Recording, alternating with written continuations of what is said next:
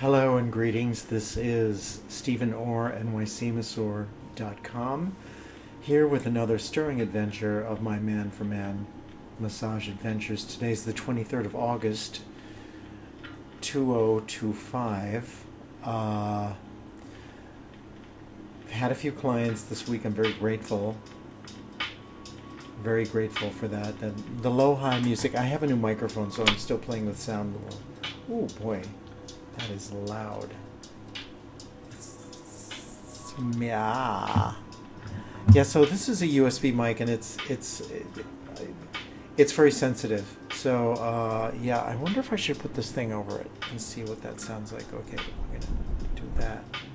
Is that a little better, or is that the same, or I don't even know. It's okay. So here I am, and it's the 23rd, and I wanted to report that I did work on a client who returned this week, who named for anonymous, no names. He is surviving cancer, so a shout out to this individual. Hopefully the experimental therapy takes hold, and you will live a long and happy life. And thanks for coming. And I'm glad I got to provide a little release and nurturing, maybe jump-starting, helping your own healing system to knock the cancer out. So very grateful. That was a few days ago. And then I had a gentleman who came yesterday who was from the 914 area code. You know, why is it that straight men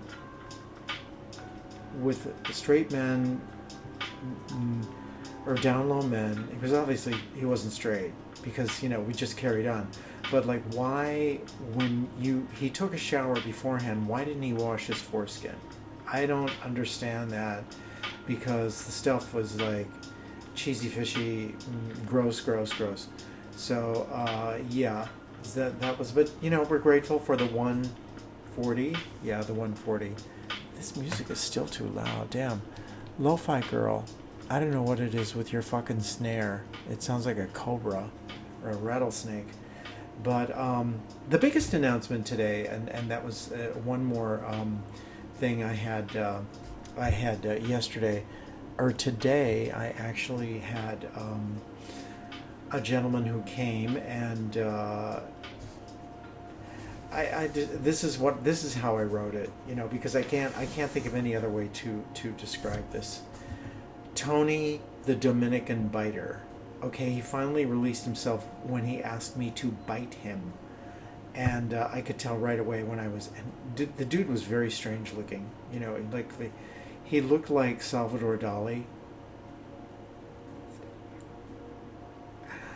But we're grateful for the 120 in that.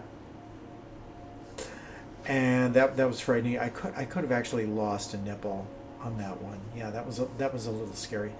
But the really good news this week in my life as a living man as opposed to a dead man, as a living man in New York City, was that I got to have my song "Man in Moonlight," the vocals re-recorded by my neighbor T. I'm so grateful to the opportunity to just make music with another human being is so wonderful. It kind of gets you out of the stagnation shit, and two heads are better than one. And the gentleman is quite a fine engineer. He's still figuring things out, and there were some rough moments, but it was just I got to sing for a few hours, and it was a real gift. And I must send this fellow a thank you note. I am so grateful that he lives in my building and lives across the hallway. This is just a wonderful opportunity for me to collaborate more.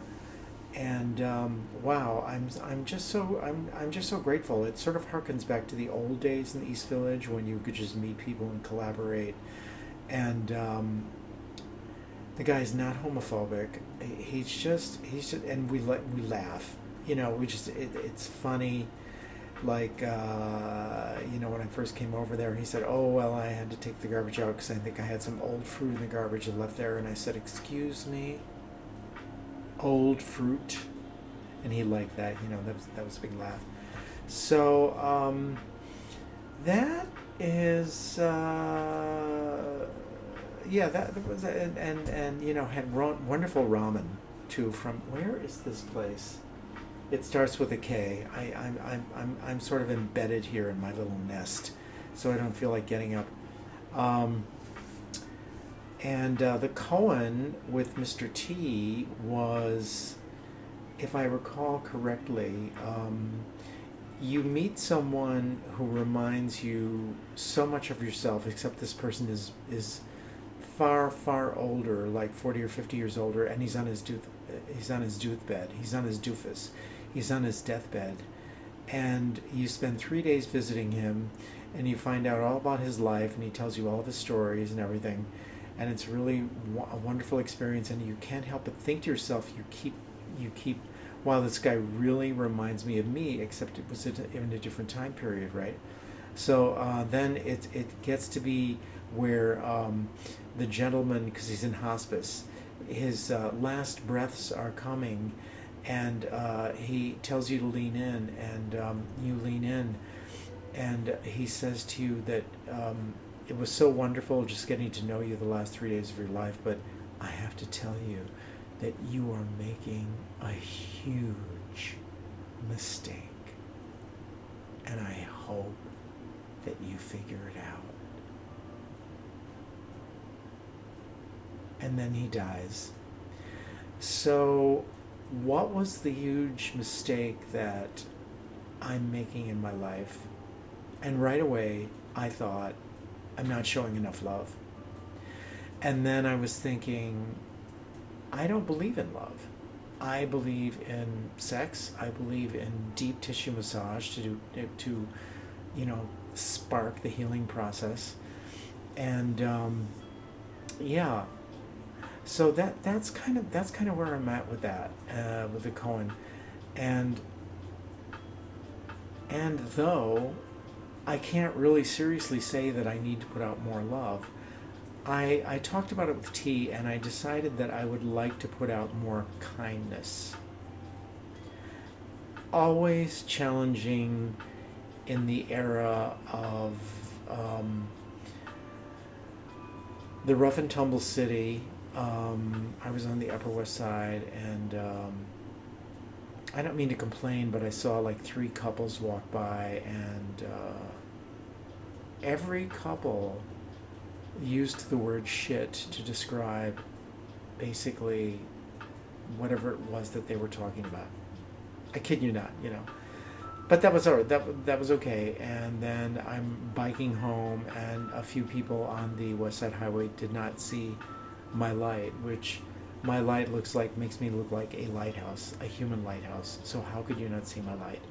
So I just, okay, going to the beach tomorrow. That was great. And I blessings, thanks, Mr. T again. I got to go to do 4 hours at the Bathhouse Flatiron, and usually it's kind of cool there.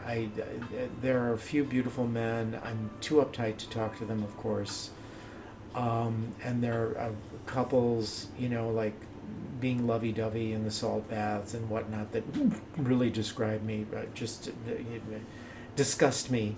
I breeders. What's happened to the gay thing? I don't even know. Oh, I own it now. I'm owning it as these clients are coming to me. Yeah. Tony the Dominican biter. Oh my Jesus Christ, you couldn't write this shit. But the bathhouse was really nice. I did a lot of stretching, and I was triggered by the couples. It was kind of irritating and stupid. I just don't like that. And yappy women were okay, and black people that are really loud, black girls really loud going into the cold plunge. Ah! All right, okay. And but I did have a breakthrough of a sort, because I was in the salt pool room, and I had made my bed, I was just going to lay down and take a nap. They have these really nice spread out couches, and the salt pool room is supposed to be one of the quietest rooms at the bathhouse, Flatiron. And so I was laying down and just starting to, really drift away. And then I heard this horrible voice, like right next to me, like, "Yeah, come here, and it's really nice." And it was like, bus, truck, and tunnel accent, talking really loud. And it was triggering me. Like, I wanted the first impulse is, would you shut the fuck up? It's a spa, but I heard the voice was going in. I was getting really irritated, and it's funny. I was having some back pain issues. Right, the salt pool I'd soaked in didn't do it. So then I'm rocking my legs back and forth on the couch, just gentle rocking, and it was like I integrated the irritating asshole's voice, and it was kind of wrapped around my back pain, and then my back pain disappeared. And whoever it was that was speaking in this horrible, stressed out, accented voice stopped speaking. And it was just ideal. And then I think I napped, and I think I woke up about 20 minutes later. And I've never had this happen before.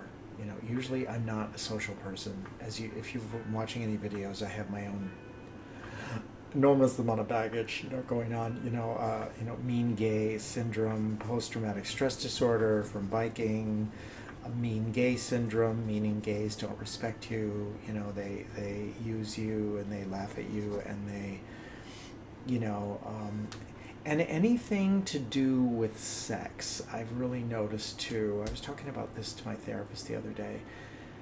I don't know if women go through this, but because you're on sort of the radar with the M for M massage thing, it's almost as if when people see that, a lot of people, they intrinsically disrespect you. Like, oh, well, he does that, so this is a reason I don't have to show up. I don't have to take him seriously. He's not a real person. He's basically a piece of meat. Do I want a daddy tonight? Yes, I'll go with Colgate Type 1A daddy. And, I'll have a good time. I'll get off and onward and onward and onward. But it's funny.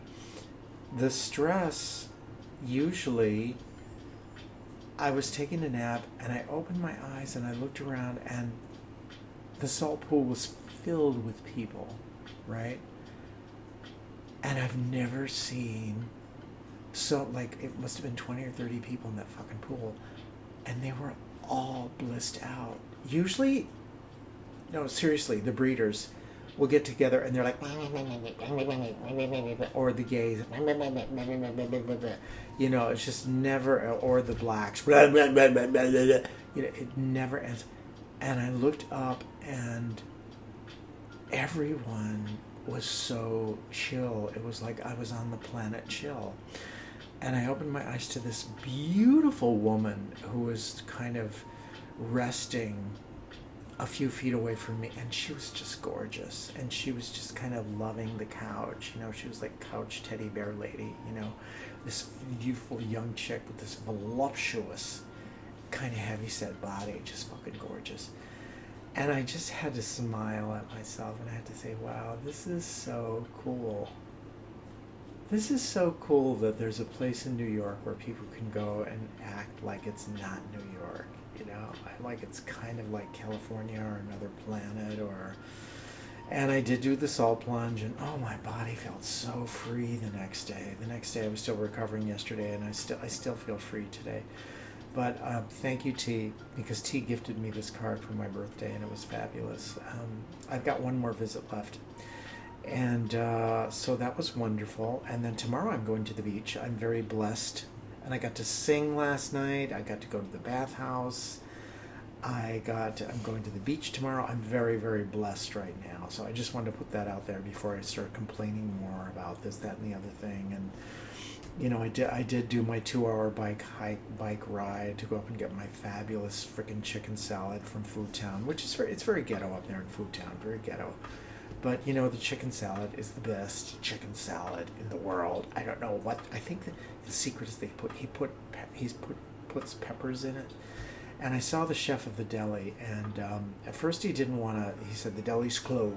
Sorry, the deli's closed." And I kind of begged him a little bit, and I was really hoary. I said, "I'll give you a tip," that. But he did give me my chicken salad. I'm so grateful. I got on my bike. I biked back, and yeah, that's really all. That is. It's just been a really. It's been a really.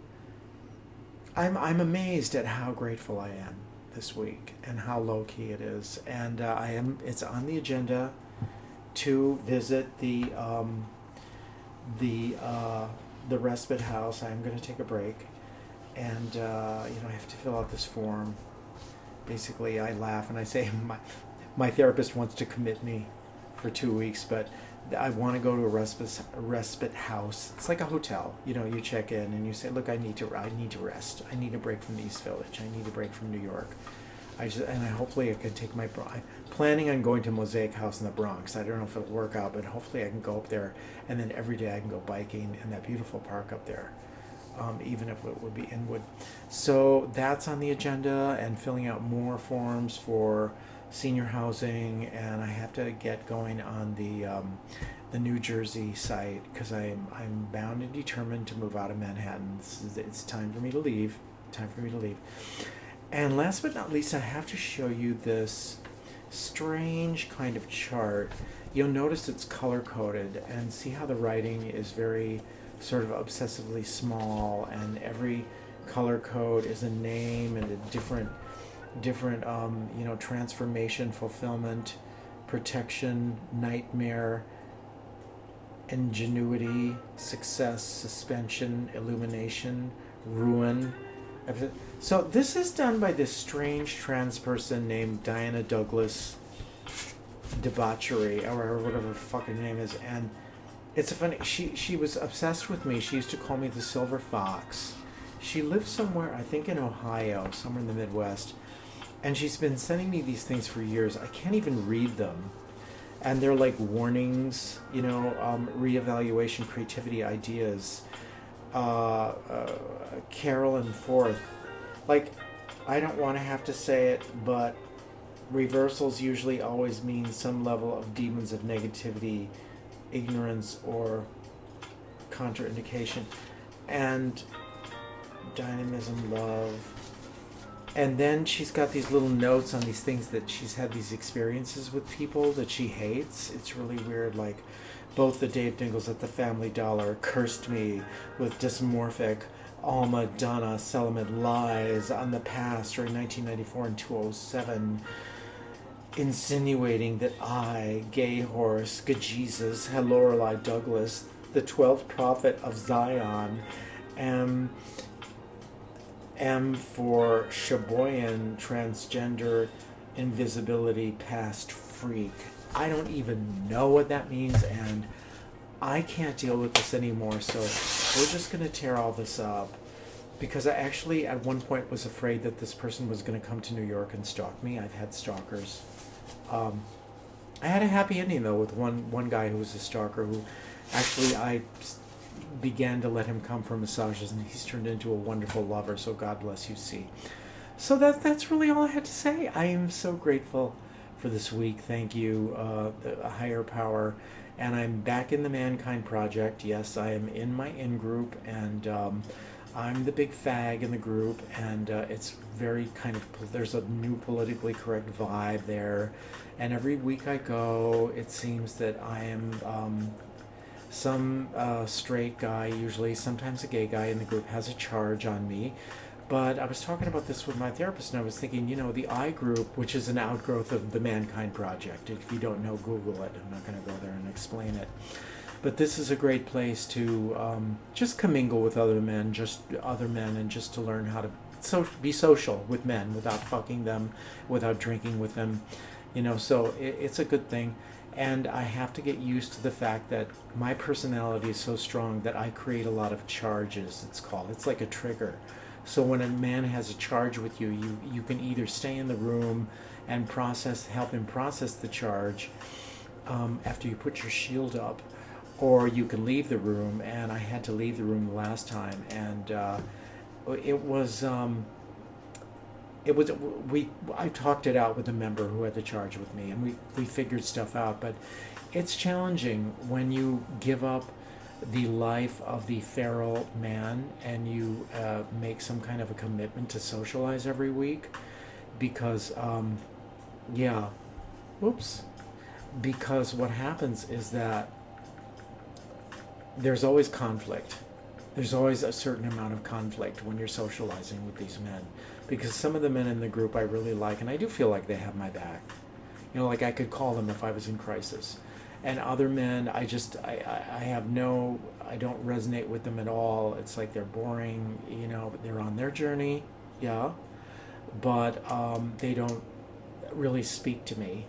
But every man is a human being, every man is mortal, and we all have our struggles. So it's not always going to be, you know, a fabulous coming to, you know, a muscle like pornography. Like, yeah, and I actually did not jerk off for like 4 days, and then today I finally came, and there was so much cum in my self-release. It was insane. And it was just a muscle baby, one of my muscle men in my muscle, and I really enjoyed it. The biter though was yeah, it was just odd. It was just odd, and thank you, biter, for the 120. Yeah, thank you. And no more clients from Rent Men. I have this one client who's after me, who wants me to be. He wants to be my slut boy, and I no, he is of age. Don't go there. But I don't know. He keeps texting me about these fantasies that he has, and you know, none of these men are booking.